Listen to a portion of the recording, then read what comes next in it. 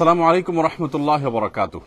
সুপ্রিয় দর্শক শ্রোতা ভাই বোন, আমরা এসেছি বন্যা দুর্গত নোয়াখালী জেলার বেগমগঞ্জ থানার চৌমুহানির ঠিক পাশ দিয়ে কলেজ রোড হয়ে দুর্গাপুর ইউনিয়নের বেশ কিছু জায়গা আমরা নৌকায় ঘুরে ঘুরে দেখার চেষ্টা করেছি এবং দুর্গত মানুষের দুর্গতি কিছুটা আঁচ করার অনুভব করার চেষ্টা করেছি। আপনারা দেখতে পাচ্ছেন আশেপাশে যে সমস্ত ঘরবাড়িগুলো আছে, এমন কোন ঘর এখনো পর্যন্ত পাই নাই যে ঘরে পানি নেই। কোন ঘরে হয়তো বুক পরিমাণ, কোন ঘরে কোমর পরিমাণ, কোন ঘরে হয়তো তার চাইতে একটু কম বা বেশি পরিমাণ পানি আছে। চতুর্দিকে অথই পানি ছাড়া কিছুই নেই এবং এই পানিগুলো সব দাঁড়িয়ে আছে ঠায়।